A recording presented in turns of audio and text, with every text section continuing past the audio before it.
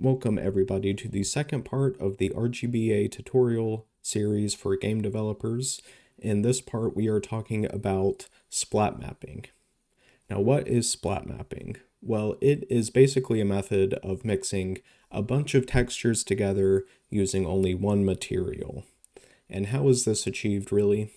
Well, you can see an example of splat mapping here. I have a terrain, basically this terrain mesh, and I'm able to really kind of, switch between grass and rock and snow and this kind of road material. And how am I really able to do that? It seems very cumbersome to, create all this geometry that you would typically have to do and apply materials to all of that geometry. Well, we don't actually have to do that. This is all just one material, and I am basically just mixing, the different textures together to create this overall material. And that is all achievable through just one texture.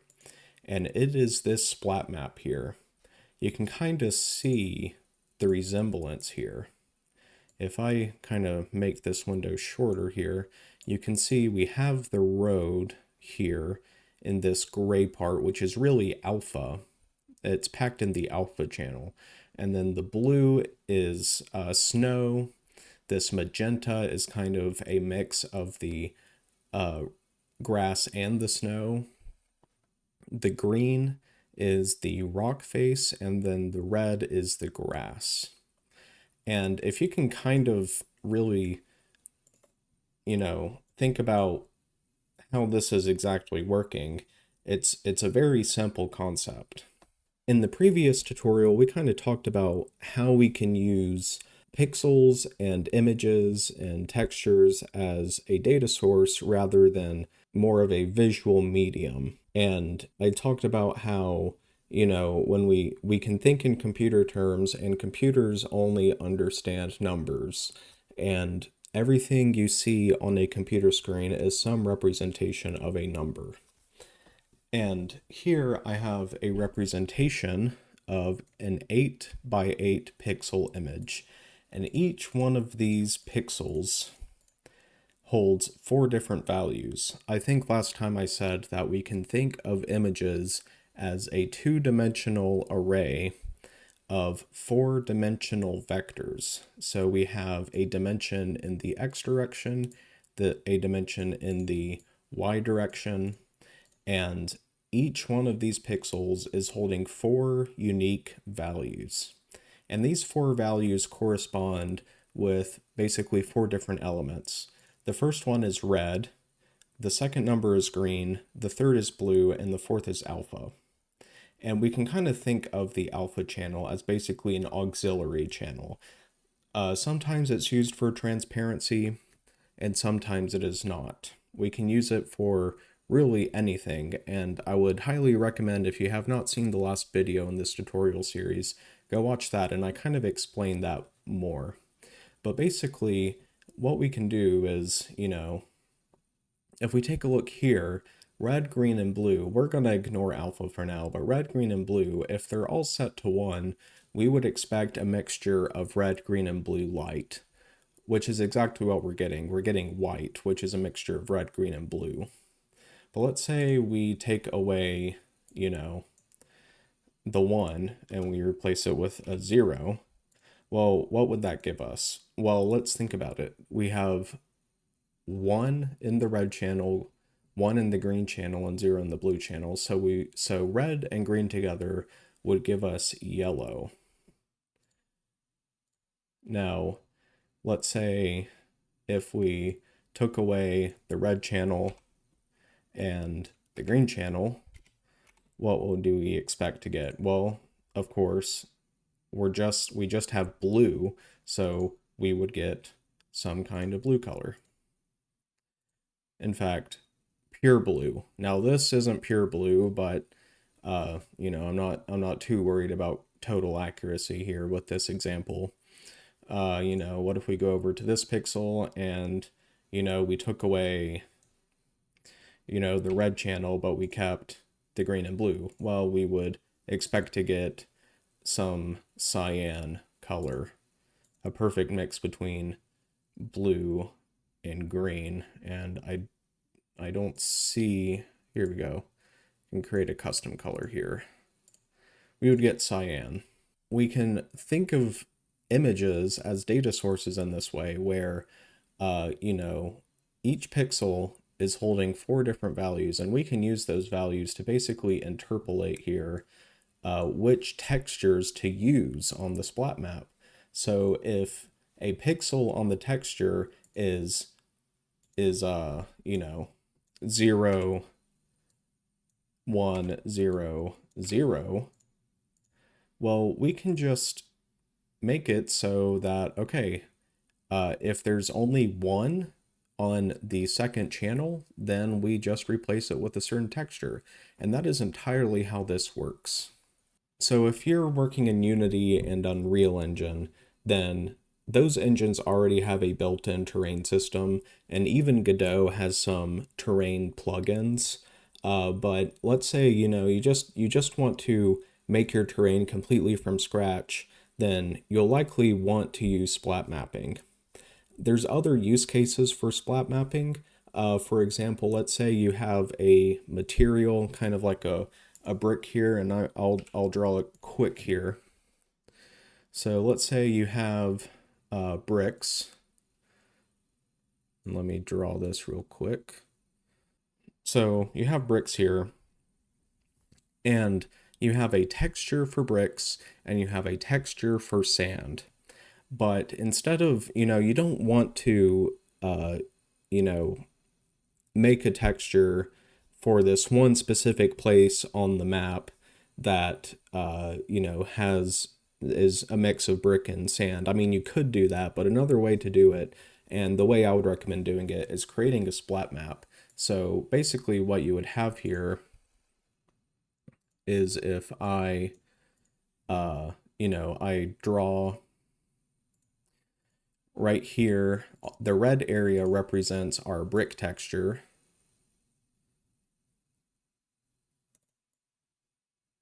And let's say this green area represents the sand texture.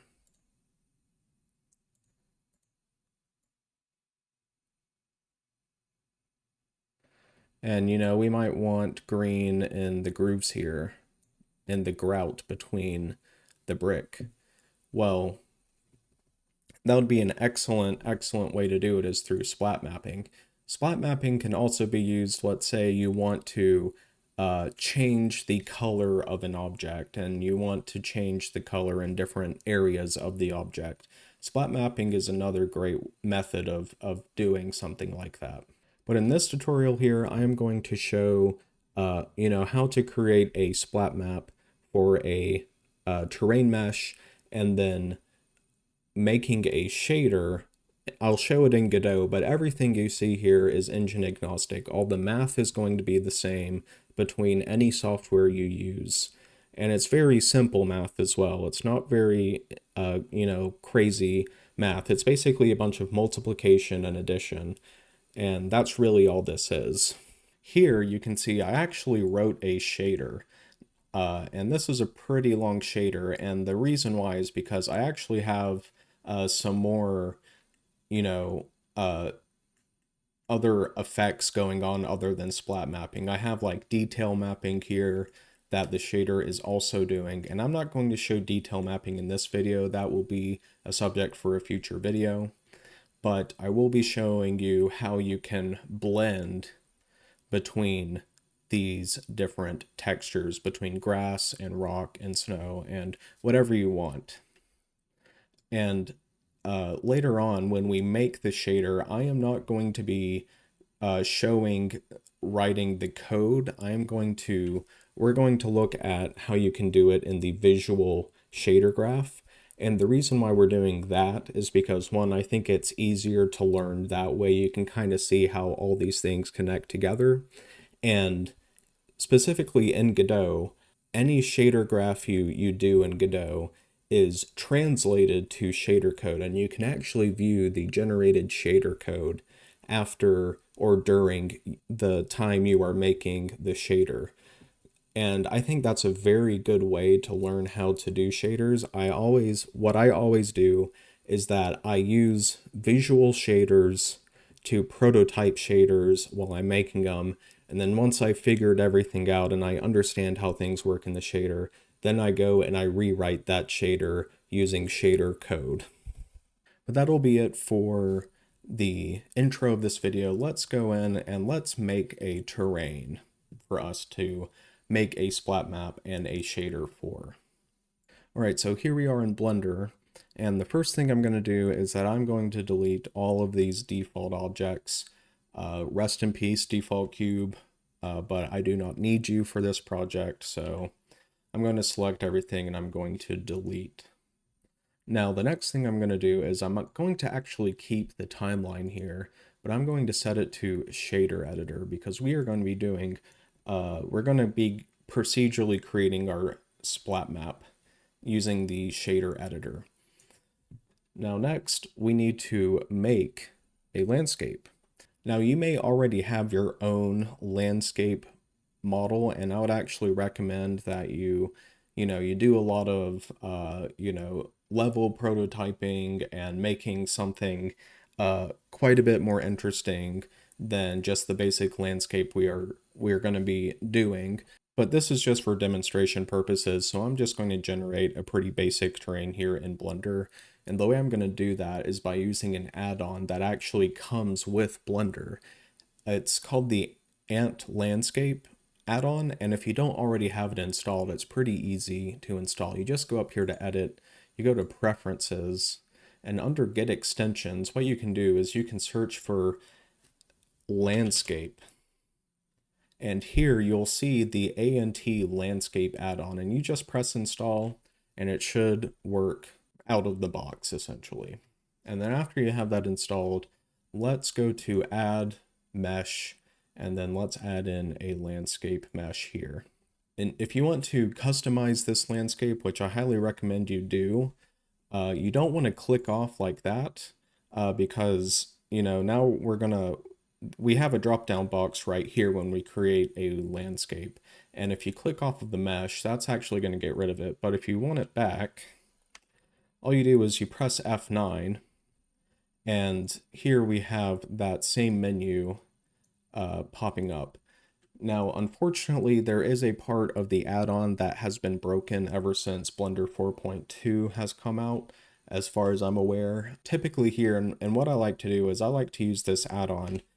I like to use the presets that come with the add-on, but ever since Blender 4.2, the presets have been broken. I don't know why that is, but if you're working with an older version of Blender, or maybe in the future if you're watching this, you should be able to get some presets here. The main things I like to change here is I like to change the noise type from hetero terrain to slick rock. I think that gives us far more, realistic mountains here.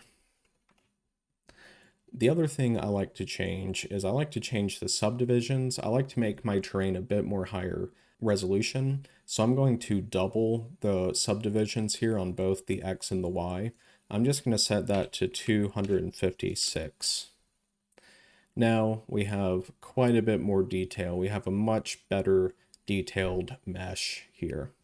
And then finally, I'm going to select a different seed, random seed for the terrain to be generated. I'm going to do a random number. I think one number I really liked was 35,707. Yeah, that's a good. I like that. That gives us, low areas. It gives us steep mountains. Generally a pretty good landscape, diverse mesh here.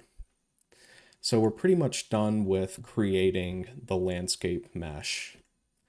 And, I would highly recommend that you mess around with all of these values to get something that you like. Some settings here that won't really work for this tutorial is water plane and also creating, let's see, where is it? Sphere. We really want a flat landscape for this tutorial. So I'm going to turn off sphere. And we pretty much have our landscape all finished here. Now, the next thing to do is that we can actually start working on our material. Now, again, if you're creating your own terrain, and you can really approach this any way you want to. You can paint the splat map on manually, but we're going to do it procedurally in this tutorial just to save for time and just to show you how you can do this all automatically. So we're going to assign this the default material here, and through this material, we are going to basically apply our splat map procedurally. We are going to apply the colors based on the height and based on the slope of the terrain here. So before you start making this, it's really important to think about how what textures you want to use in the splat map and where you want them to be applied to. So what I'm going to do is I'm going to do basically the same thing I showed off in the intro. I'm going to have the red areas as the low flat areas, the green for very intense slopes. Some of the higher flat areas are going to be blue, that's going to be snow, and then I'm going to have a road that kind of snakes through.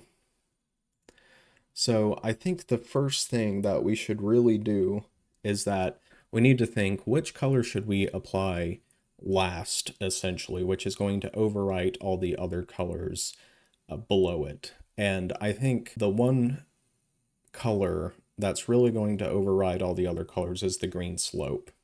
So let's start with the green slope.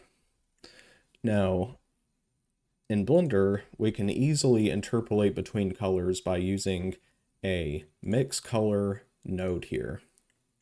And we're going to use this factor to set, where we're going to set the A color, which we can turn to red for now.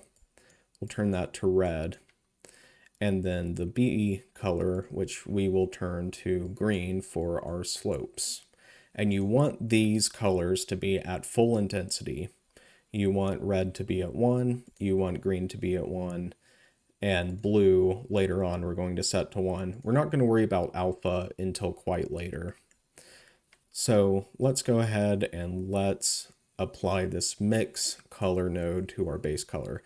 You can see nothing's changed, and that's because we need to go to material preview. And now you can see we have a yellow terrain, which is what we would expect because we are mixing between the red and the green equally across the entire model, but we don't want to do that.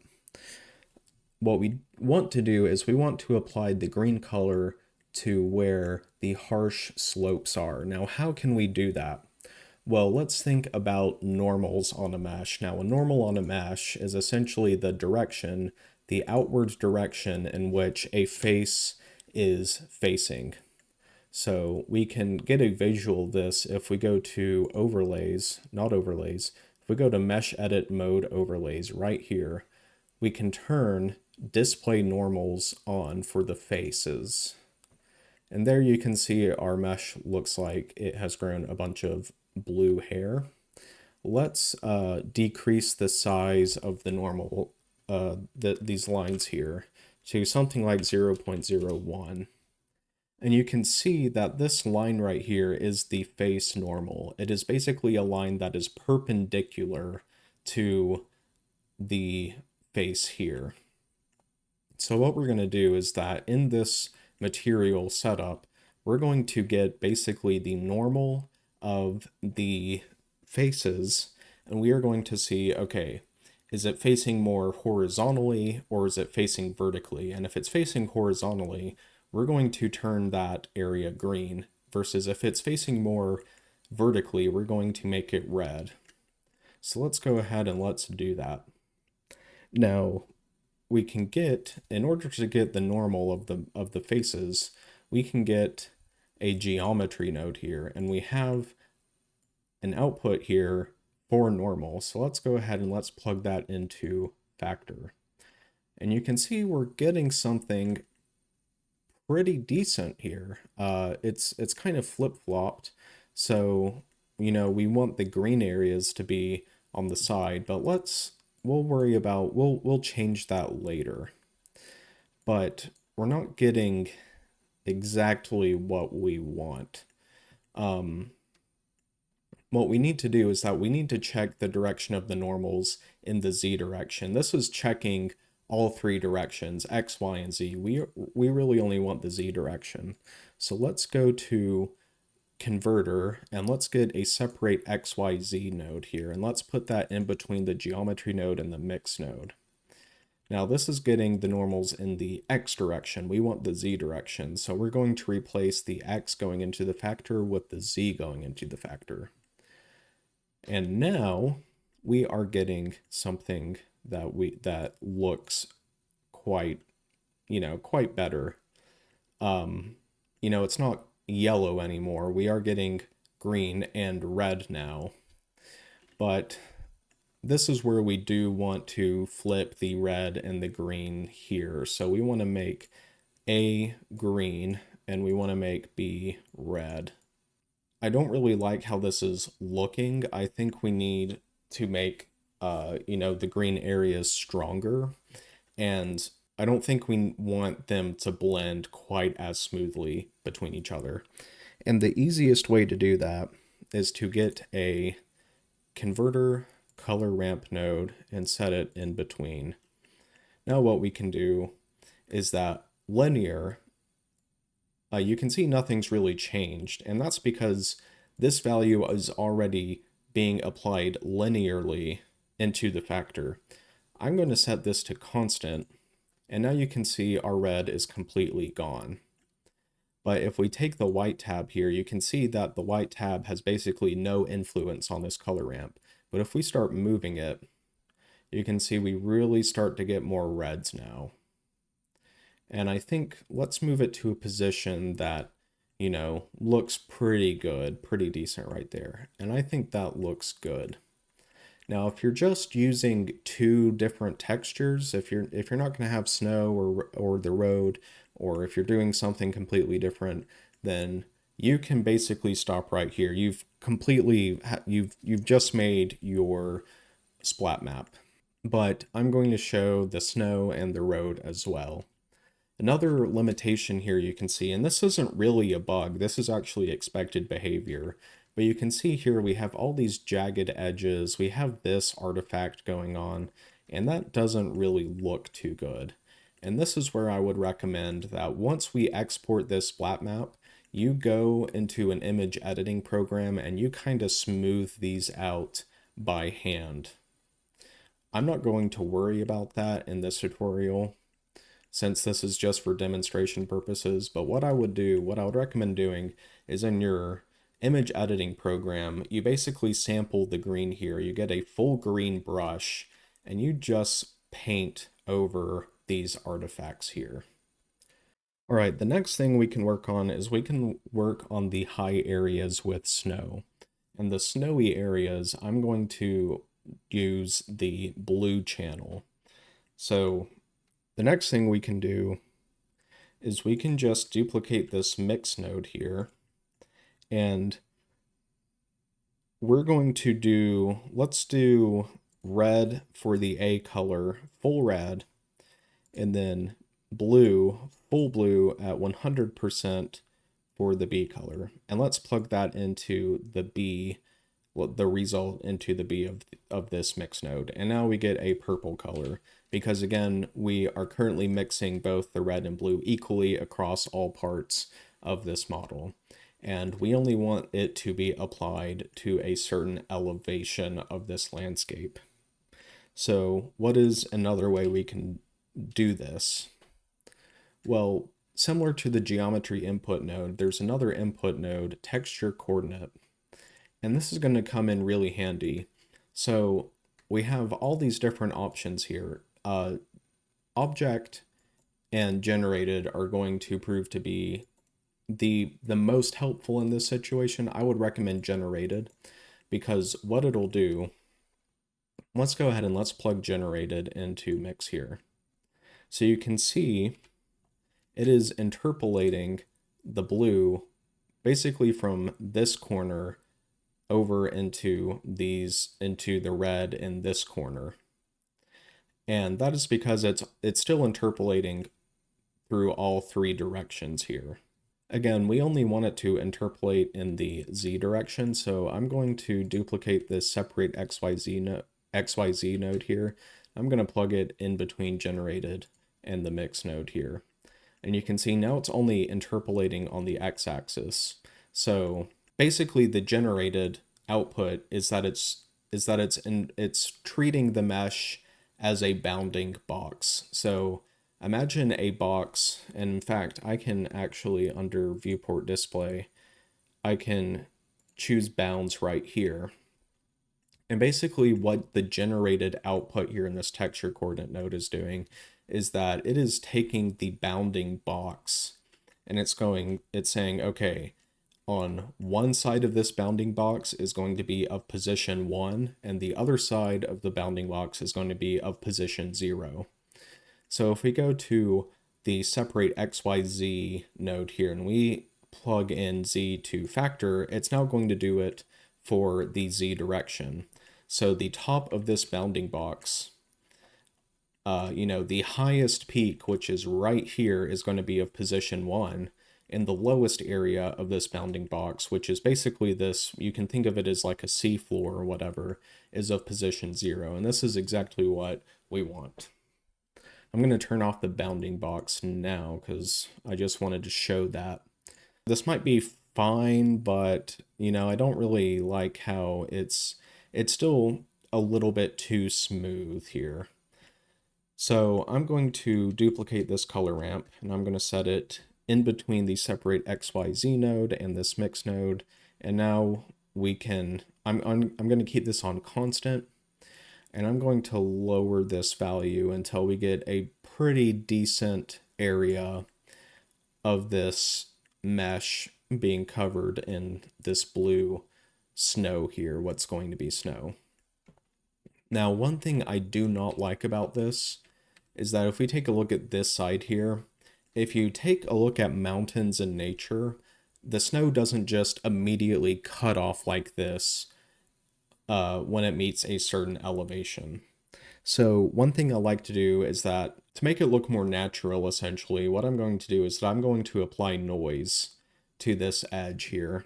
And the way we can do that is let's get a noise texture node here. And let's just plug that into factor here. And you can see what it's already gonna kind of do here. And I'm going to actually, before we do anything, let's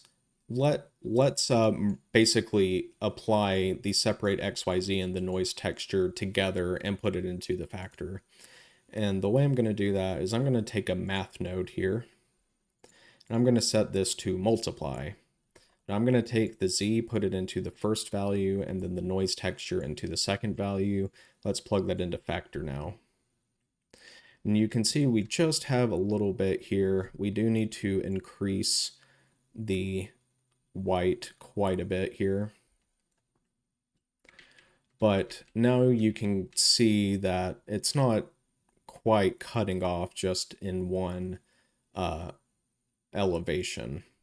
But I am going to increase the size and the detail of this noise texture just to make it look a bit more natural. I'm going to increase it quite a bit, something like that. And I think that's going to look great for the snow. So now we've just finished applying the blue and, the green and the red. So now all we have left to do is the alpha. Now, I like to apply the alpha quite differently because alpha is something, the alpha channel is something that can go wrong if you don't really, if you're not really careful with it, because of the different ways alpha is used for and how programs kind of interpret the alpha channel. So what I like to do is that I just like to create a black and white mask and then pack it into the red, green, and blue textures later on. So let's go ahead and let's create that road mask. So what I'm going to do is that we're going to draw it now. Let's go ahead and let's just create that texture mask. So I'm going to go to texture, image texture, and we are going to create a new image texture. So I'm going to click on new here. I'm going to make this road underscore mask. This is going to be a size of 2048 by 2048. Now we can just click new image, and that is fine right there. Now, what we need to do is that we need to draw the road with on a black background. Now, let's create a new window here in Blender, and let's set this to UV editor, and let's open up that road mask. Now it's black as it should be, and if it's not black for you, under here, go to image and then choose type blank and then color black. So if it's color grid or UV grid or some other color, just make sure it's blank and then choose the color, and it should be black here. And the road, we're going to paint with a white brush here. But if we start painting right now, that's not going to really do anything because we don't have any UVs. This landscape is not UV unwrapped, so we need to UV unwrap this landscape. So to do that, we go into edit mode, and we can turn off these normals. Let's turn off these normals here. Now, it's very important that you go into top orthographic view. You can go into this view by pressing Z on your numpad, or you can just go right here into this gizmo here and you just press the Z and it will snap to the top orthographic view. Now let's select all of the faces by pressing A, and we can go up here. Let's go to UV and let's do unwrap. It's going to take a while because we have a pretty dense mesh, but an issue with this is that if we take a look here, you can see that the UVs aren't quite coming up to the the corners here. It's kind of coming up to this corner, and it's the reason why is because we aren't unwrapping a flat mesh. So what I really want to do is that I want to get full coverage of this texture, and basically it is okay if all of these faces are the same size in the UV map. So we can do that by going to UV project from view. And now we get a completely square UV map, but I also don't want to mess around and make sure that it's lined up perfectly. So in order for it to line up absolutely perfectly, we can go to UV project from view bounds. And now that's going to perfectly align the UVs with the texture here. And that's going to be perfect. So now we can actually draw our road now. So let's go back to object mode. Now what we need to do is that we need to create a new mix RGB node. So let's drag road mask down to here, and let's duplicate this, and let's put it in between these two mix nodes here. Now I'm going to use this road mask as the factor, and I'm going to set this red. I'm going to make the B color a very obvious color, such as full white, so we can clearly see the road that we're painting.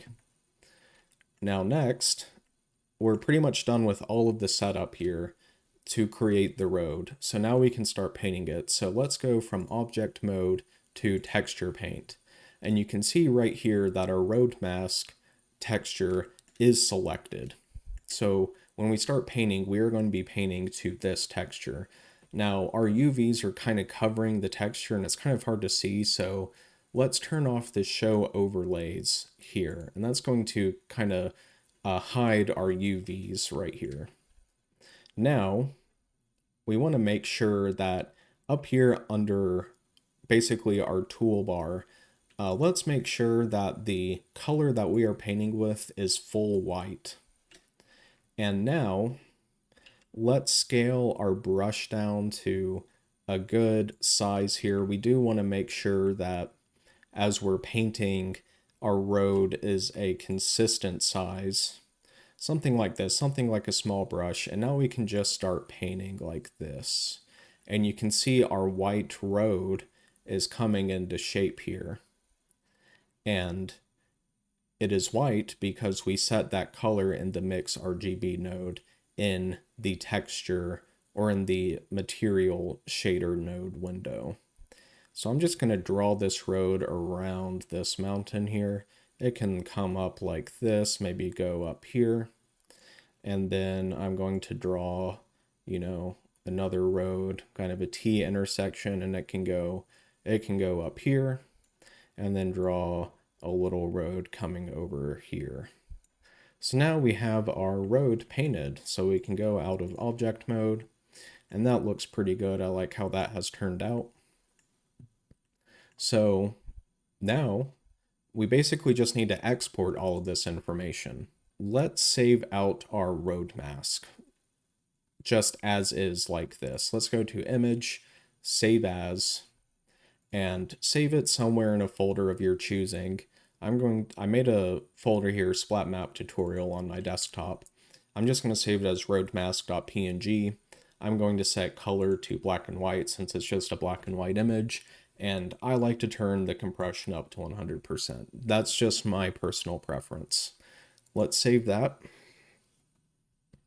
Now we need to export the blue, green, and red parts of our splat map. So what we need to do is let's bypass our road here. We don't want to export the road now. So let's drag this mix node back into the B of our green mix node. Now it's time to bake. So what we need to do now is under the render properties panel, let's set render engine from Eevee to cycles. We won't be able to bake this splat map with Eevee or the workbench engine. Only cycles supports baking. And then for device, if you have a GPU, of course, set that to GPU compute. It's going to make rendering much faster. And I don't think denoise really does anything for baking, but I'm going to turn it off just in case. And for render, since we're just rendering flat colors and nothing fancy, I'm just going to set render to preview, and that should be fine enough. That's going to reactivate denoise. Let's just turn it off again. Now, we should be good to go, so let's go to bake. Actually, one thing we should do, and I should have done this before I saved the road mask out. I forgot about this. Go to output and let's go down here to post-processing. I'm not sure if this applies to images that you save out like this, but we want to make sure that dither right here under post-processing is set to 0. Because if we don't do that, then this is going to add extra noise to our image. And since we are saving out images as data sources, we're going to be using them as data sources. We don't want extra information being added or information being lost, which is what noise is going to do for our data. So we want to set this to 0. Now let's go back to the render properties panel, render properties tab, and let's go down to bake. And under bake type, we want to set this to diffuse, because what diffuse is going to do is that it's not going to apply, if we were to do combine, we get all these effects, contributions like glossiness and emission and transmission. We're just going to be exporting baking flat colors. So let's go to diffuse here. And we don't want any lighting to contribute to our baking. So we can turn off direct lighting and indirect lighting. And color is just going to bake the color of this principled BSDF node here. It's just going to bake the base color right here, which is exactly what we want. Now, another thing you could do is that you could just bypass the principled BSDF node right here and just plug this mix here, the result, into surface. And now you can see we're getting completely flat colors, no shading whatsoever. You could bake it like this, but if you do, change bake type from diffuse to emit. Because what this is doing is that this is basically creating an emission shader. But I'm going to plug the principled BSDF node back into surface because we can kind of more easily see our terrain here. I'm going to go back to diffuse here. Make sure direct and indirect lighting is turned off under contributions, and we should be good to go. But before you press bake, we need to create another texture image. So under the shader node graph here, let's go to add texture, image texture. Let's create another new texture here. We want this to be pretty much the same resolution as our road mask, so 2048 by 2048 is fine. I'm going to name this to splatmap underscore RGB since this is only going to include the red, green, and blue channels of the splat map. I'm going to create new image, and we should be good to go. So what we need to do is we need to make sure that this node right here that our image is stored in is selected. And you'll know it's selected if it has a white outline around it. So if it doesn't have a white outline around it, you need to select it because that is how Blender knows which image to bake all of these colors onto. So let's say if you accidentally had the road mask selected, it would overwrite this road mask that we have created and it'll bake all these colors onto the road mask texture, and we don't want that. So we want to make sure splatmap underscore RGB is selected here.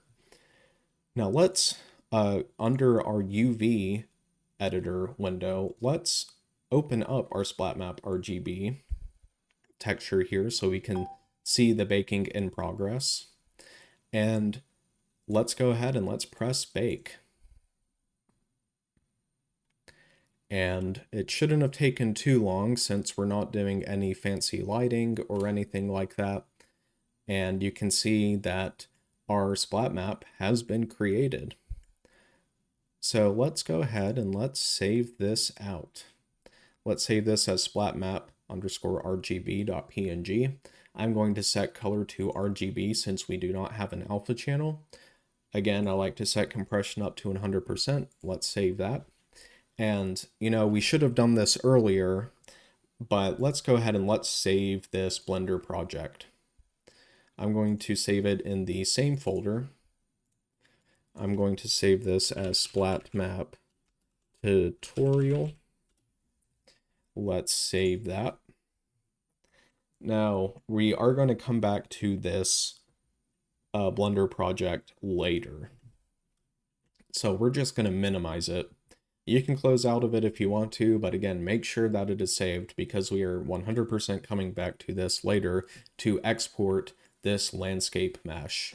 But there's a couple more things we need to do to the splat map to get it working correctly. So let's minimize our Blender project and let's open up our splat map tutorial folder. So we have two textures here. We have our road mask and we have our splatmap RGB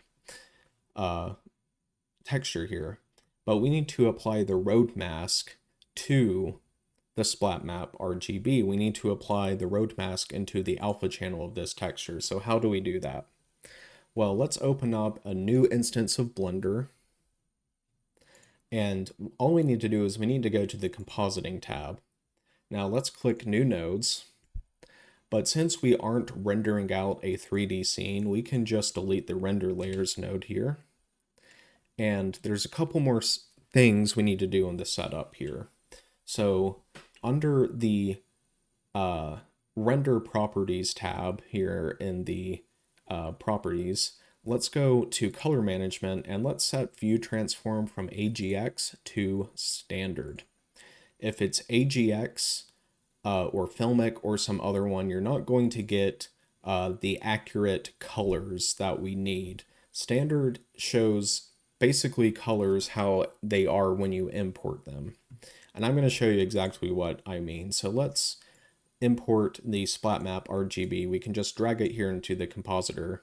If I were to set this to AGX, you can see that our Splatmap has become quite a bit more dim, and we do not want that. We want our colors exactly how they are when we dragged this image in. So that's why we want to set this to standard.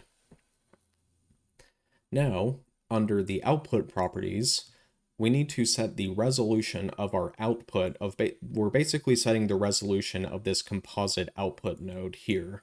And we want to set this to the same resolution as our Splatmap texture, which is 2048 by 2048.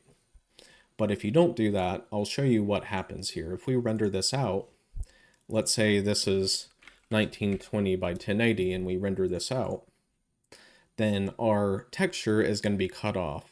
So that's why we want to set this to the same resolution, 2048 by 2048. And again, like what we did earlier, we want to make sure post-processing, the dither is set to 0 again, because like I said earlier, that's going to disrupt our data in our image. So now if we render this out, we get our full Splatmap texture. But we want to apply the road mask to the alpha channel. So let's bring this in and let's go ahead and let's add in a color set alpha node. Now let's plug this in here and let's take the road mask, let's take the image output and let's set it to alpha. Now when we render it out, you can see, well, yeah, it's inverted. We want this to be, we want the road mask to be the transparent part of the image and not the black part. So let's get a color invert color node. Now, one more thing we do want to do, but before we do, I'm going to show you what happens if we don't change this. So let's render this out. And let's save this as, let's save it in our folder. Let's save this as Splatmap RGBA. And let's save this color RGBA, compression up to 100% as I like. Let's open this Splatmap RGBA up in paint.net. Now let's sample this, and when we sample the transparent alpha sections, the alpha that's fully transparent set at 0, you can see we still have our blue color set underneath the alpha, and we don't want that. We want alpha to basically replace the color. We want to set it, we want when a area is full black or full alpha, we want to set the pixels underneath to be black.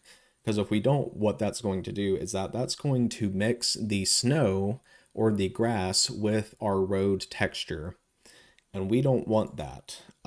So we need to change that. Another issue is that when I start sampling these colors here, you can see that the red, green, and blue values, neither one of those values are set to full 255.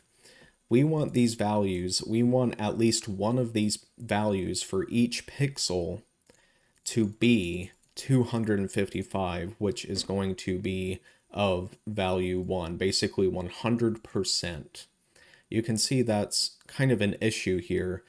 For example, if we were to sample this pixel here, we would really expect this pixel to pretty much be full magenta, but it's really kind of this more dark purple color, which is what we don't want. So we also need to fix this as well. Another example here is if we were to sample this pixel, you can see that both the G and B values are exactly the same. So really, if we were to bump up the G and B values to 100% intensity, we would expect this pixel here to be pure cyan, but it's not. Again, like these pixels over here need to be more of a yellow color rather than this dark yellow mustard color. So this is another thing we should fix, otherwise we could possibly run into problems later on with the shader. So let's fix that as well. So with our compositor project open, let's go back to the previous window and let's set, under our set alpha node, let's set mode to replace alpha. And what that's going to do is that whenever a pixel is 100% full on the alpha channel, it is going to overwrite the RGB values below that alpha value. It's going to set those to 0, which is going to give us black, which is what we want. So now we need to make sure that all of these colors, at least one of the RGB channels, is set to full intensity. So how do we do that? Well, we need to think about it. So we want to preserve the hue, the color, but we want to set that color to full saturation, to full lightness or full intensity essentially. And this is really easy to do. All we need to do is under add, let's get a color mix, and let's get a separate color node. And let's drop that here in the image. Now, what we need to do is we need to change RGB to HSV, and this is going to change us from an RGB color model to an HSV color model, where we can alter the hue, the saturation, and the value of each pixel rather than the red, green, and blue, which is going to be a lot easier for us if we want to make sure that our pixels are at full intensity, at full saturation. So let's get another color mix, combined color this time. Let's drop this like so. Let's set RGB here to HSV. We want the hue to go into the hue of the combined color, and that is because, again, we want to preserve the hue, but we want to make sure that saturation right here on the combined color node is set to 100%, as well as the value. Let's set that to 100%. Now let's go back and let's render this again, and let's save this out as splatmap_RGBA. And now let's reopen this in paint.net and let's see what it looks like now. Open with paint.net. Now let's start sampling these pixels. So let's sample the alpha, and as you can see, the fully alpha areas have been overwritten as black, which is exactly what we want. Now let's take a look at these pixels right here. And as you can see, when we sample these pixels that are bordering the blue areas and the red areas and the green areas, every time we sample one of these pixels, at least one of these RGB values are going to be set to 255, which is full intensity. That is exactly what we want. Same thing out here. All of these pixels are guaranteed to be fully red or fully blue or fully green, which is precisely what we want, which is perfect. So our splat map is finished. So let's go ahead and let's export our landscape mesh. Now we can close out of this compositing project. Don't need to save it. Let's go back to our Splatmap tutorial landscape mesh project, and let's export this landscape mesh so we can use it in a game engine. So a couple of things I'm going to do is, just to be clear, I like to, let's go to the mesh properties and let's rename the mesh itself, the mesh data, to landscape mesh. And the material, let's change the name of the material to landscape material. This is not necessary, but I just like this kind of clean, clear, setup that we're doing.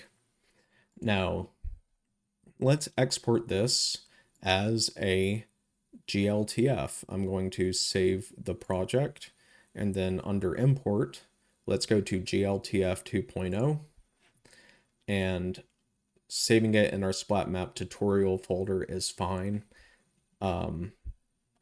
Splatmap tutorial is also a fine name. Oops, I did import GLTF. Let's do export GLTF. There we go. Now under format, we want to change GLTF binary to GLTF separate. That is going to create a much more usable file for our game engine. And include, we shouldn't need to mess anything here since we only have one object in this entire project, so we don't need to change anything there. Transform, this is fine as well. We can turn animation off since we don't have any animations on our landscape. Data, we can turn off skinning, shape keys. We're not doing anything like that. But the one thing we do absolutely want to change here is under material. I always like to change the materials here from export to placeholder. And the reason why is because when you set it to export, the exporter is going to try to generate materials that will be imported into your game engine, which is extra data that I think is kind of garbage data. The materials are almost never going to be exported the exact way you want them to be. So I always like to set this to placeholder because what that'll do is that will keep the material slots, but it won't export any material like data essentially. No export, you really never want to export with no export, so let's do placeholder. And that should be fine. That should be everything. Yeah, mesh looks good. We want UVs and normals. Of course, you always want to apply your modifiers, but everything else looks fine. So let's export this to our Splatmap tutorial folder. Export that, and we should be good. So that is everything on the Blender side of things. So we can close out of Blender now, and we can open up the Godot engine. All right, here we are in a fresh Godot engine project. I'm running version 4.3 stable. And the first thing we should do is import all of our assets. Now I am using 4 different groups of textures, PBR materials that I got from ambientcg.com. You can go here under the materials tab and you can look for some really nice high quality physically based rendering materials here. You can download them. I am using grass 001, paving stones 141, rock 30, and snow 10A for this tutorial. Now also, what I did, and I covered this in the last tutorial about channel packing. You'll when you download the files from AmbientCG, you'll get a whole bunch of textures with it. And really the only ones that we are interested in for this tutorial are the ambient occlusion, color, normal GL, and roughness. Now, normal GL because that is the format in which Godot uses for normal maps, but also you see this ORM map. You will not get an ORM map. The ORM map I generated from the ambient occlusion and roughness maps. It's basically the ambient occlusion and roughness map packed into a single texture. And if you want to know how to do that, then go look at the previous tutorial that I have on the channel about channel packing. But let's go ahead and let's import all of these textures. I'm going to create a folder for all of these textures. So grass 001. With that folder selected, I will take the color, normal, and ORM map and drag them into that folder there. And I'm going to do the same thing with these three other materials I got from ambientcg.com. All right, I have all three of those PBR materials imported, all of the textures I need to get that working. So now I will import the Splatmap RGBA texture into just the root directory of the project. And then I will take the GLTF file as well as the bin file. That's very important that you select both of these and then import them into the project here. And then you'll just see here that you get a splatmap tutorial.gltf. All right, so let's open up the splatmap tutorial.gltf and we should get our mesh. Now, if you just open up this GLTF by itself, you'll get this window and you can't actually really edit it. So what we need to do is we need to create a new inherited scene, and this is basically going to create a copy of this file that we can edit. So here we have the terrain. Now, we did make the terrain pretty small, and we can't really zoom in to see like finer details too well, so I am just going to go select the landscape mesh, and then under node 3D transform here, I'm going to set the scale to something like 10. And while that is not a realistic size, it's big enough for demonstration purposes, so that is totally fine. Now, we need to actually create our material in which we can use the splat map to blend between all these four different PBR materials. Now, Godot doesn't really have a built-in material that we can use for splat mapping, so we need to create our own shader. And in the intro of this tutorial, I mentioned that we are going to be creating a visual shader, but if you're comfortable with shader code, I would definitely recommend just writing it on your own, but we're just going to do visual shader for demonstration purposes. So let's go to surface material override, and under here, under the empty, you see we have this one material slot, and this was the slot, the single material slot that was exported with our GLTF. So if you have multiple material slots, you'll see them listed here as like 0, 1, 2, so on and so on. But right now I'm just going to click this drop down menu and I'm going to select new shader material. And then we can open up that shader material that we just made. And under shader here, we need to specify a shader in which this shader material is going to use. And of course, we are going to create a new shader. Now, under type, I'm going to set this to visual shader. Again, if you are comfortable writing code for, a typical code shader, then, you can do shader, but just to show you how everything connects together, literally, I am going to do the visual shader. And of course, we want this to be a spatial shader. Spatial is for 3D meshes. Canvas item, 2D, particle, sky, fog. We're not going to worry about those. Spatial is for meshes only.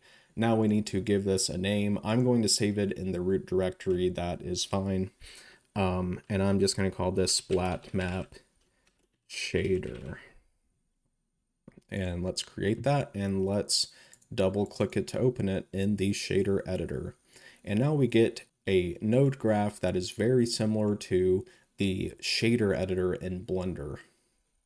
Now, I said earlier, I think in the intro of this video, I said that writing code for shaders and also, creating them in this node graph is identical, really, because everything you do in the node graph is then generated they take all these nodes and they generate shader code out of them, and you can preview that code by pressing this button.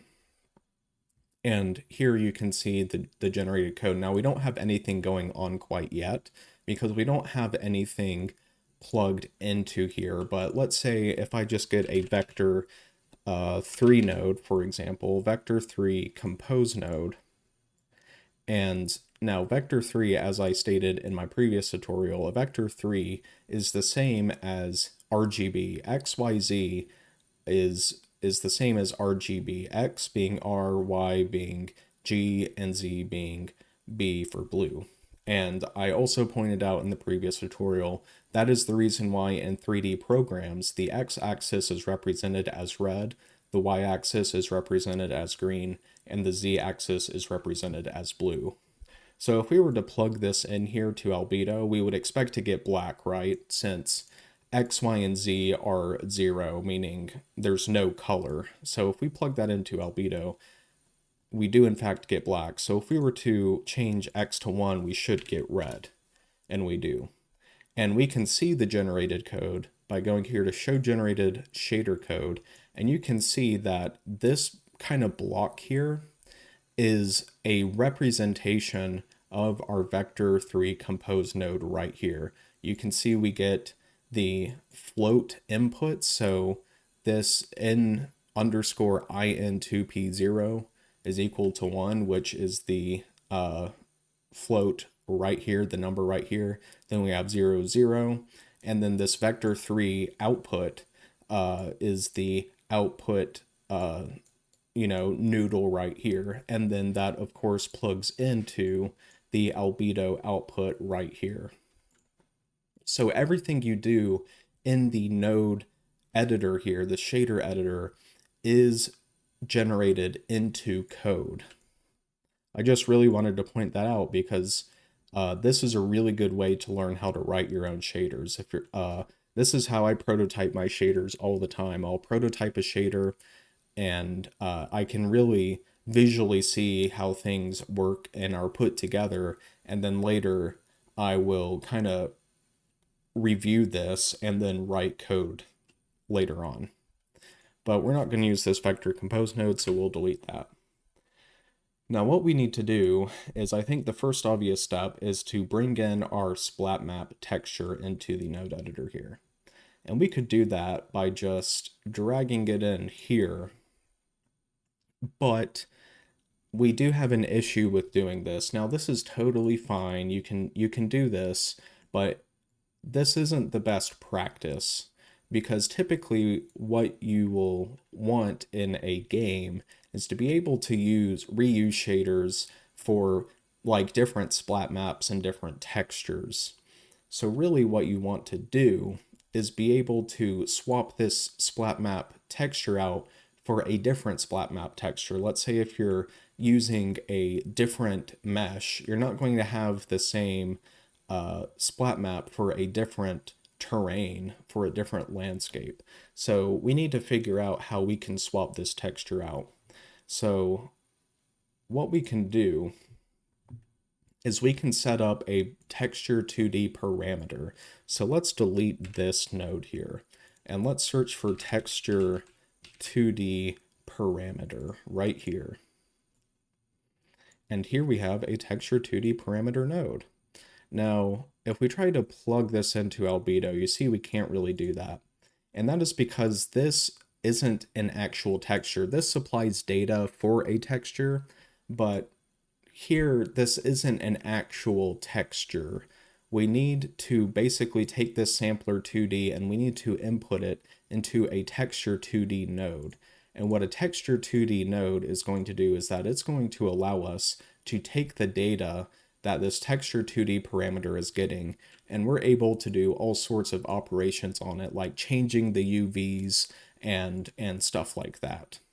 So now what we can do is we can plug the color into the albedo. And remember from the last tutorial, color here, a vector 4 is represented as this mustard yellow color, and a vector 3 is represented as sort of this purplish blue node here.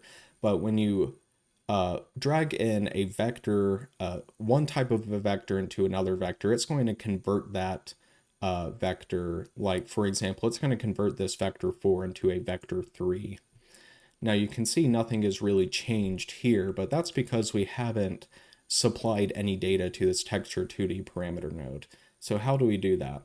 Well, when we plugged this texture 2D node into the albedo output, you might have seen something change over here in the inspector, and that is that we got a new drop-down area, shader parameters, and you can see we have an option here, texture 2D parameter, and that name right here for this parameter is corresponding to whatever is in this box. So if we were to change this to like splatmap, you can see, in fact, it's best practice to make this all lowercase. You can see we have splatmap over here. So now we can supply our splatmap texture into this parameter right here, and now we get our splatmap. Now it doesn't look very good. It's very low quality. There's a bunch of, compression artifacts that are going on around here. And this is not going to be very good for blending in our textures. So let's fix that real quick. So let's double click Splatmap RGBA right here. And under import, we want to set mode to from VRAM compressed to something like lossless, and let's re-import that. And now we get our texture without any compression. So now all of our data is preserved. So how do we go about actually blending these textures with the Splatmap data? I did quite a bit of experimentation and research on this subject. I did some methods that I thought would work well, and then I went on to some Godot Discord servers, and I asked around to see how other people go around doing this. And then I also looked at the Godot Shaders website. And I think I found a pretty good method in order to actually mix these colors together.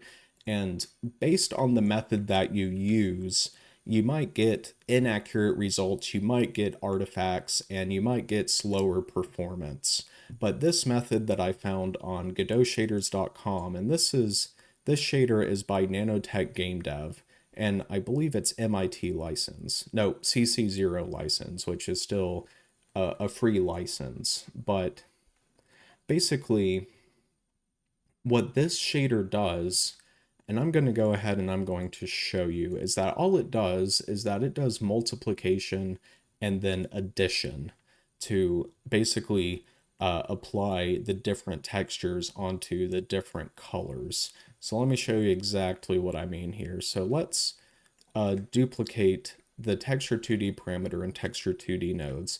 And if you want to select more than one thing, all you need to do is hold down the control button and then left click.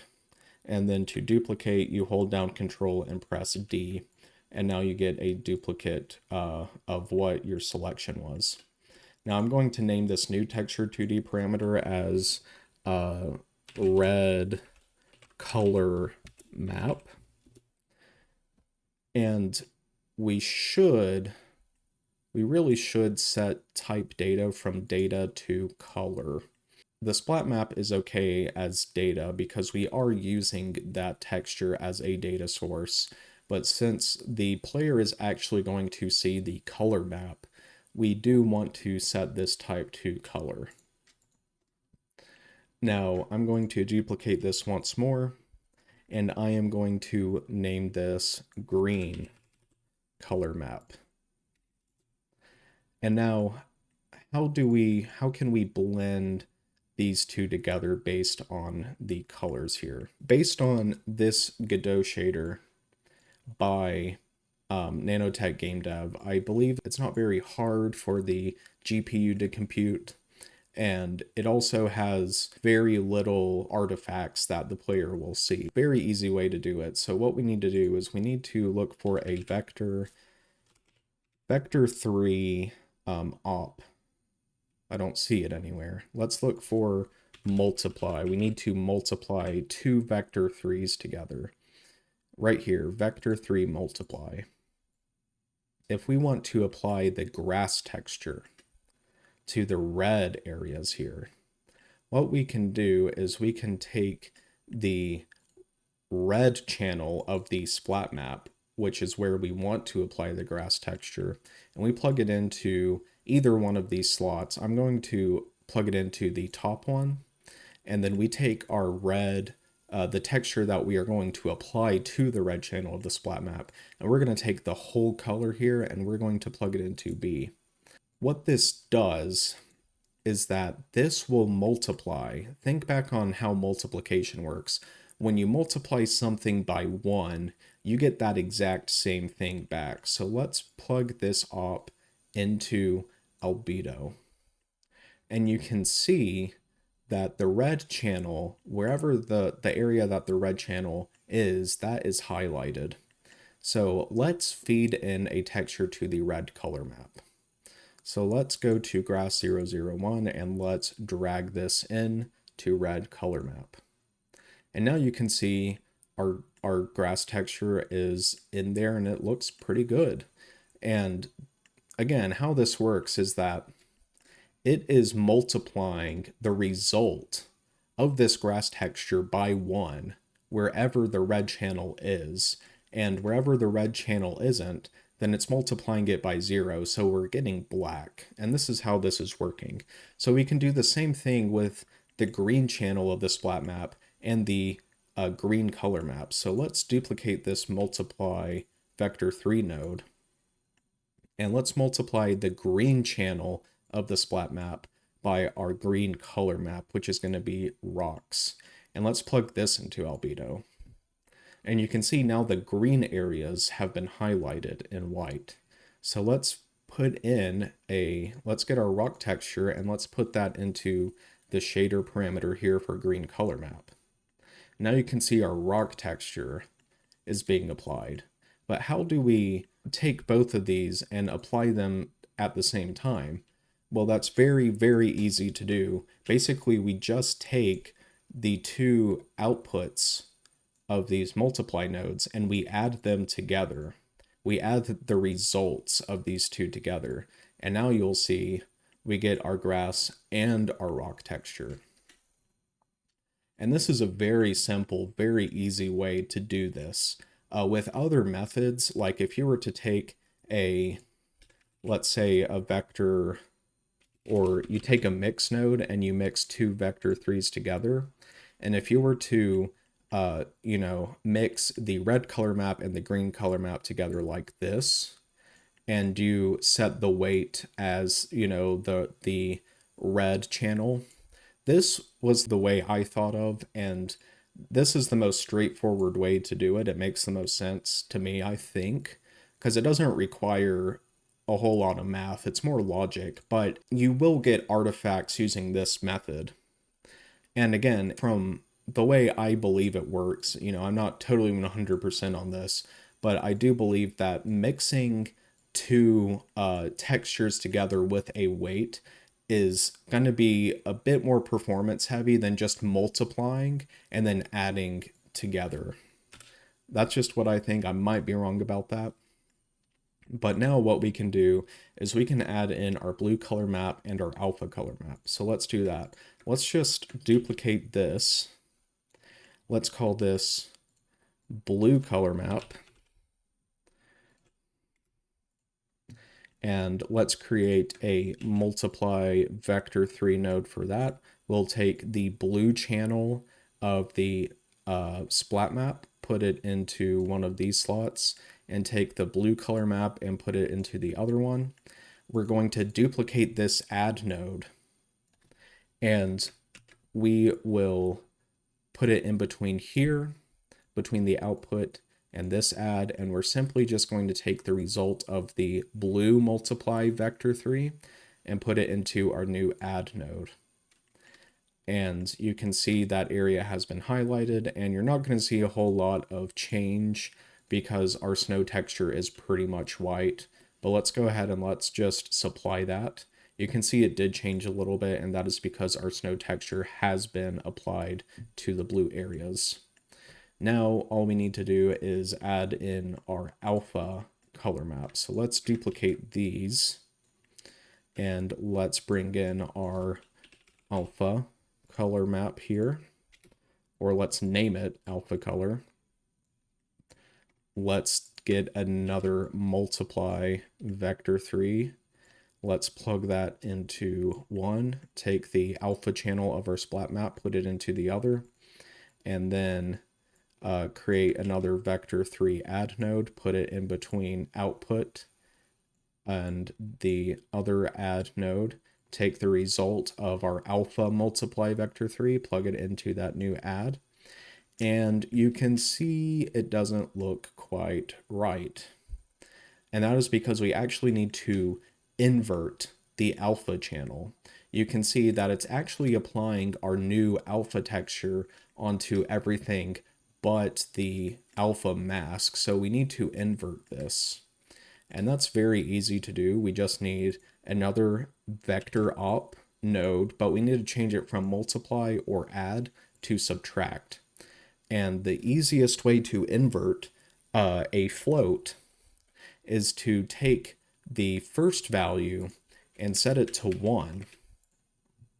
And then you will subtract your float from that 1. And that is essentially going to invert that number. So if we plug it back there, now you can see our alpha is being our alpha is being applied, and we know that it's working because under here, the alpha color map, the default color is set to white. If we were to set it to black, now you can kind of see it. But it's very faint now. When we turned it to black, we can't see it very well. And that is because of the way Godot is handling the alpha channel. So back under, if we select our splatmap RGBA file here under the file system and we go to the import settings, the easiest way I found that we can fix this is we just need to check pre-multiply alpha on and re-import it. And now we're getting our road mask like expected. Okay, I'm going to just clean up these nodes a little bit here, bring these out, and now is a good time to start organizing our node tree because we're going to add a whole lot more to this. And we want to be able to, select these nodes in their individual groups. So I'm going to add in a frame. And what we can do is we can take this frame and we can take all of these nodes right here. Let's put them into this frame. And we can simply name this frame by right-clicking, set frame title. Let's call this color mixing. And then we can take these 4 texture nodes. We don't want to select our splat map necessarily, but we want to select our color maps. Let's get another frame here, and let's drag all of our color texture maps into here. And then we can call this group color maps. So now we can move this around and it's going to be a lot easier to manage.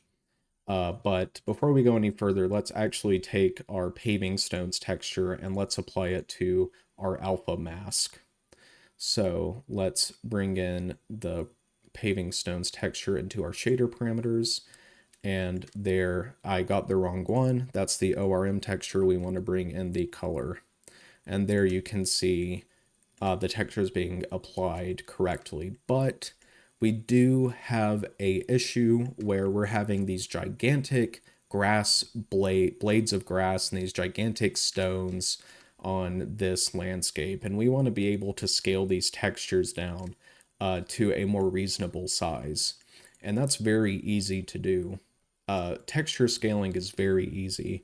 All we need to do is we need to get a UV input node, and what this is going to do is that this is going to fetch the UV coordinates that we made in Blender, where we UV unwrapped the landscape onto that square, this is going to get those coordinates, and we need to modify these coordinates in a way to increase how many times this texture is repeating, essentially. And that's very easy to do. We just need to multiply, again, this vector3 output with some number. So let's get another multiply vector3 node here. That's actually, it is going to be a vector2, not a vector3 this time. I forgot about that. Because UVs are just two-dimensional coordinates, not three-dimensional coordinates. And you can see that here by the color of the output and the inputs here, it matches, as well as the input for the UV here in the texture. So we can plug this in here and plug this into the UV map, and now we are multiplying the UVs by 0. And that is giving us basically this flat color. And like I said earlier, if you remember back to basic multiplication, if you're multiplying something by 0, your result is going to be 0. So we need to, this number needs to be something bigger than 0. So if we were to set it to something like 0.1 and 0.1, then we get an even bigger texture. If we want this texture to repeat and be smaller on the terrain, we need to multiply this by a much larger number. Something maybe like 50 and 50 is more reasonable, and now we can see our texture is at a much more reasonable scale for this terrain. Not necessarily realistic, but it is more reasonable.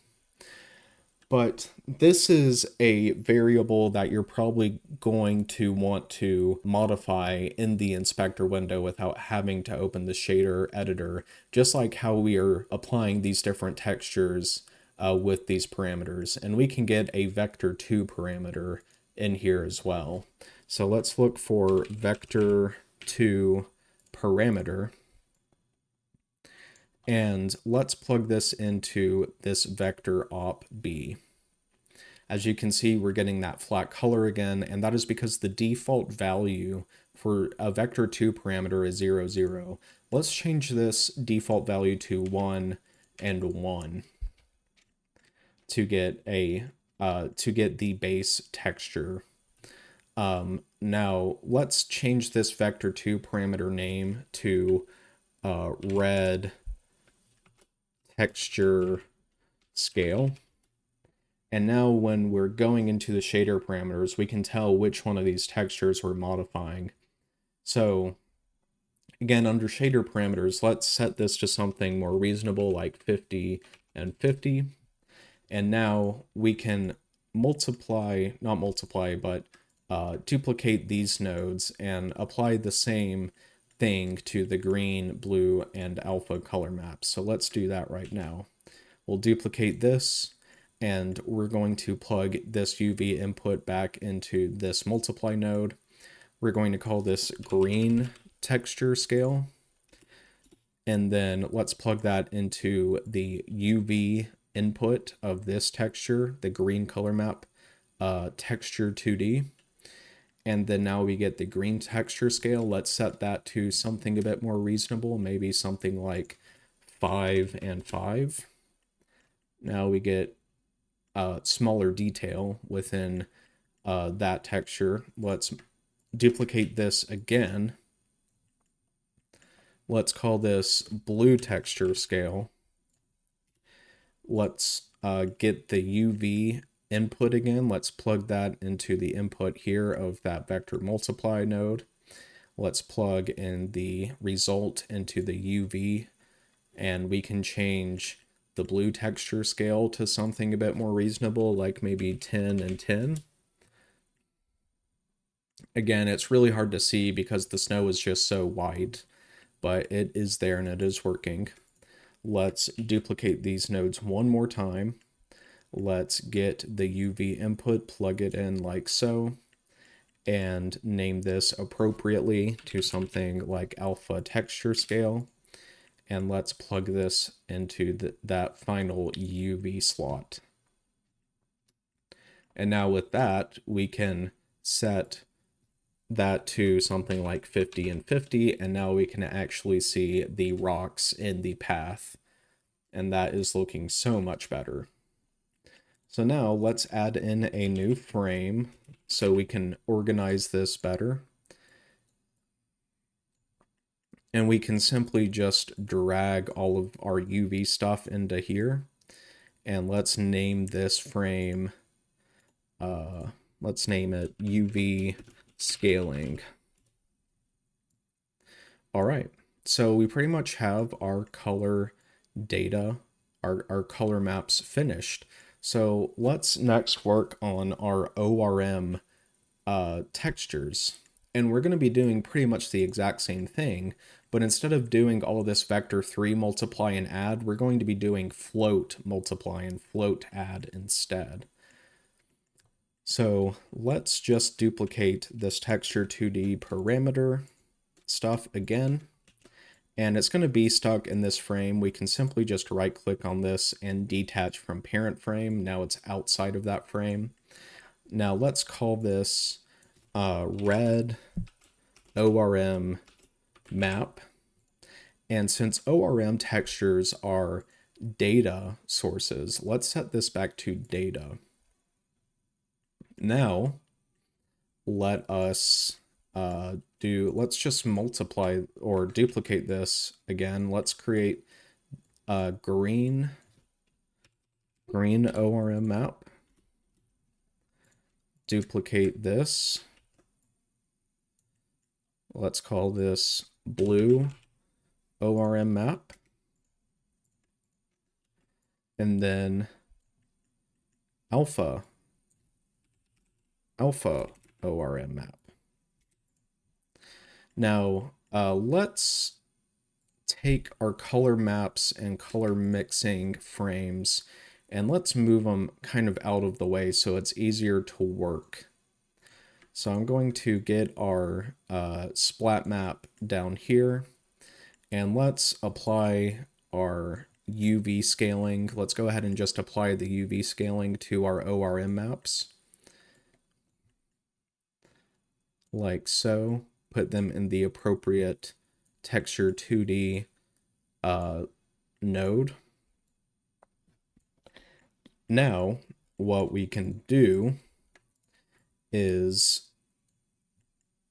let's do the same thing we did, but with floats instead of vector 3s this time. So let's take a multiply float node. And the reason why we're doing float is because, remember back to the previous video, this is an ORM map is a texture packed or a packed texture, a channel packed texture. So we're only interested in getting one of these channels at a time. And these channels are represented as a float. So let's go ahead and let's do this. The first thing we're going to do is we're going to do the ambient occlusion, which is packed in the red channel of an ORM texture. So let's take the red, do the same exact thing as we did with vector 3 multiply, but do it with a float. Let's plug in the red channel of the splat map into this multiply. And then let's take the red ORM map and let's take the red channel and plug it in there. Let's duplicate this. Let's do the same thing for the green map. So we want the green channel from the splat map. Now don't get confused. We want the red map from the ORM map since we're doing ambient occlusion. Green is for roughness. We're going to do green later. We're only getting the green from the splat map, not from the ORM maps. We'll do the same thing with the blue map. We'll take the blue. We will get the red channel from the blue ORM map.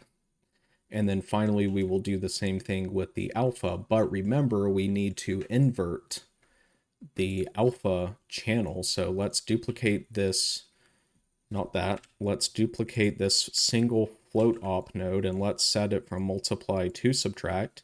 Let's put the top A value to 1. Same thing we did with the vector 3. Let's take the alpha channel here and let's plug it into that second input. Let's plug the result into that first input of multiply. And then let's take finally the red channel of the alpha ORM map and let's put it into there. Now all we need to do is we need to add all of these together, add the results of all these together. So let's do that real quick. Like so.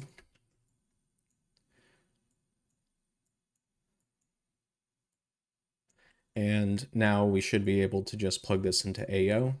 Nothing has really changed because we need to supply our ORM maps here.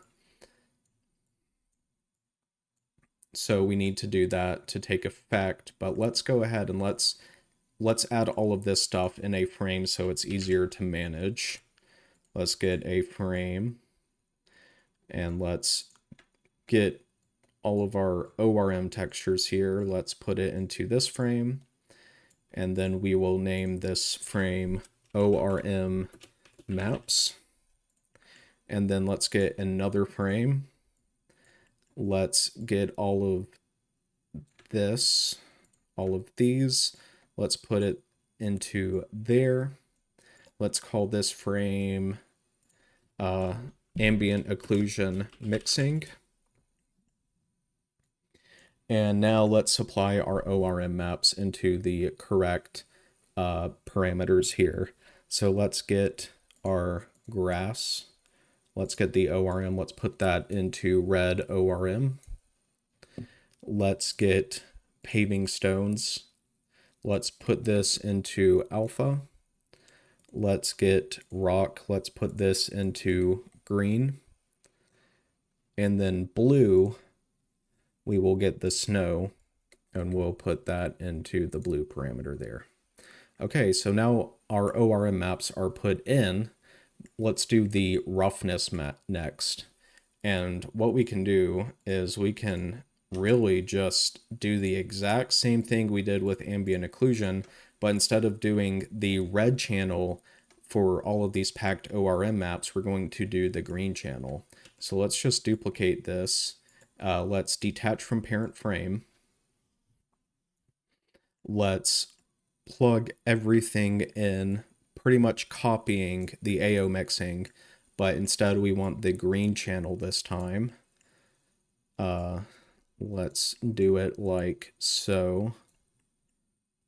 Blue here, green channel like that. And then again, we want to invert the alpha channel with the subtract node and then take the green output of the ORM, put it into multiply there. And then we can plug this into roughness. And then we will get finally our roughness maps working. And that's looking pretty good. The grass is a bit glossy, but that's just the quirk with that one particular PBR map. Let's get a frame. Let's put all of this stuff into this one single frame right here. Let's call this roughness mixing. And there we go. Let's get this stuff from up here. Let's drag these back down. The final thing we need to work on is going to be the normals. Let me get all of this situated out.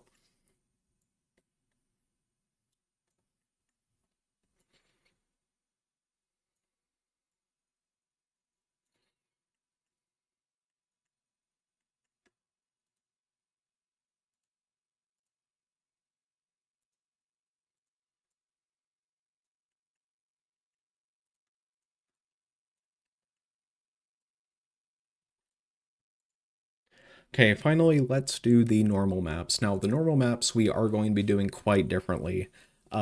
If you're doing this vector 3 setup is fine, I think, if you're just bringing in the normal maps, but if you're doing special effects like detail maps and stuff like that, I have found that I've run into problems doing this with normal maps. So what we're going to be doing with normal maps is that we are going to be doing that vector 3 mix node.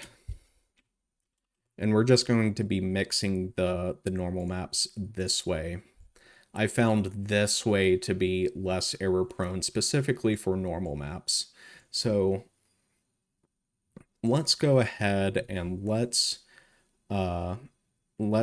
duplicate a texture 2D parameter and texture 2D node, and let's create our normal map parameters. So red normal map.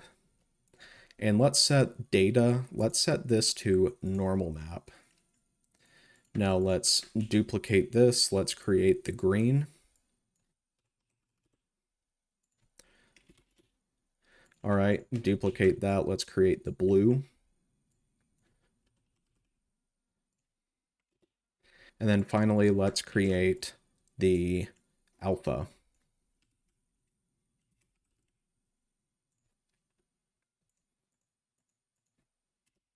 There we go. Okay, and then we can apply our UV scaling to the respective texture 2D nodes. Let's go ahead and do that. Oops, I did that with the splat map. Let's do it with the red normal map instead. Like so. And you can see there why you never really want to scale up or transform the UVs for the splat map. So let's take a look at that again. You can see now our texture is not being applied normally. You really do not want to transform the UVs on the splat map. You want to keep the splat map as is. All right, let's start mixing these together.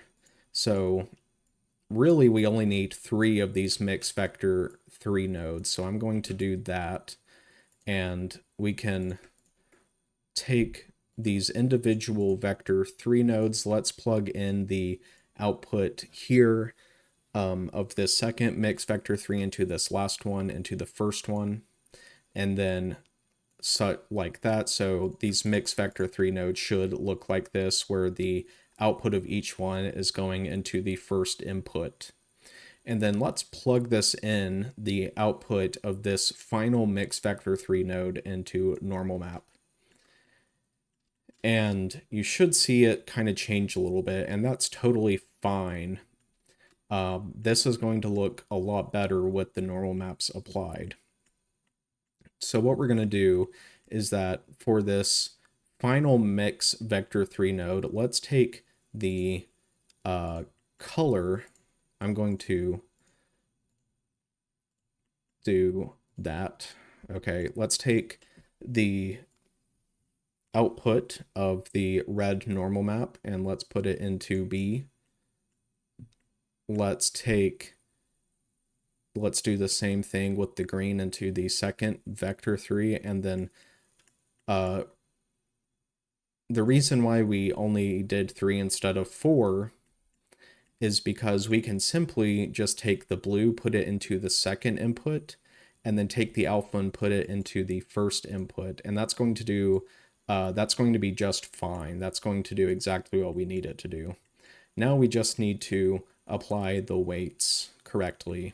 So we're going to take the splat map channels, we're going to take the red channel and put it into the weight of this final vector 3 mix node. Since it's being supplied with the red normal map, we'll do the same thing with the green into the second mix vector 3, and then finally the blue into this one vector 3 mix.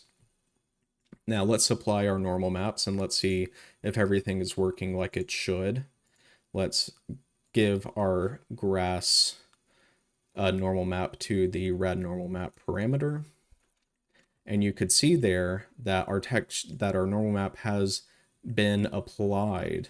And you do want to make sure that in order for this to work, the red normal map is being plugged into the second input of the mix. The second input is going to be what the weight is going to apply, essentially. And you always want your other mix nodes to be plugged into the first input for this to work correctly. Let's apply the paving stones into the alpha normal map parameter. And it's probably hard to see on video, but the normal map is definitely applied. Let's do the blue, the snow normal map. And the snow is going to be hard to see, but that does look quite different than what it was looking like earlier. And then finally rock for the green normal map parameter. And you can see the normal map has definitely been applied to the rock texture. So everything is working as it should. Let's finally add some frames to better organize these nodes. This will be normal mixing, and then one more frame. Let's get the normal map textures. Let's put it into this frame, and let's finally call this normal maps. And then let's just neatly organize everything here. Let's take the splat maps and let's put them out here. You might also want to use reroute nodes. That's going to potentially make this a lot more, easier on the eyes, but I'm not going to worry about that. Let's just organize this all neatly, as neat as we can. And this is where you do benefit from writing code, from writing shader code. It is a lot neater than having all of these noodles and wires plugging into this big switchboard of nodes, but it is what it is. I did want to show you how this all plugs in together with the visual shader, because I think it's easier to understand that way. But yeah, now we get a huge generated shader code, which is about 256 lines long. You could easily bump this down to probably less than 100 lines of code, because we're getting a whole bunch of, empty space and a bunch of variables that are being declared and stuff like that. And that's another benefit to writing shader code versus using the node editor, the node graph, is that you're getting so many of these variables that are being declared, and you simply really do not need all of these variables. And it's probably a bit easier on the GPU to not have all of these redundant variables being declared. That could be the case, but in the case where the compiler might, shorthand all of these variables and not declare nearly as many of these variables as it does in the code. But yeah, that will pretty much do it for this tutorial. We do have a completed Splatmap terrain mesh, and it looks pretty great. Again, I would highly recommend that you just mess around with this, add some special effects and to make it look a bit better. Maybe you're not making a terrain splat map, maybe you're using splat maps for different purposes. I really hope this helped you out and you learned something new, and you were able to really wrap your head around this shader system and how we're using this splat map as a data source to define where to put these materials. So yeah, this is a really, really easy way to dynamically apply materials onto a mesh instead of needing a bunch of geometry to define areas in which a material will be placed and then setting up those materials. You only need this one material to apply for. And you could even go a bit more crazier with this. You're not necessarily limited to 4 channels. You could use the alpha channel on one splat map to define the area of where you would put another splat map, and that would open you up to 7 materials per surface material. But don't go too crazy on that, because the more materials that the GPU has to mix, the harder it is for the GPU, the less performant that is going to be. But generally, this is an excellent, easy, simple way and performant way to apply 4 materials dynamically to a mesh at the same time. So yeah, again, really hope this helped you. Hope you learned something. And if you liked this video, if you liked this tutorial and you want to see more tutorials like this in the future, then definitely like this video and subscribe, because I will be coming out with more tutorials similar to this one. And I do want to point out that all of this math here is engine agnostic. It is software agnostic. So you shouldn't have any problems applying this this method to any other game engine or any other software. So yeah, take care, and I will see you in the next tutorial.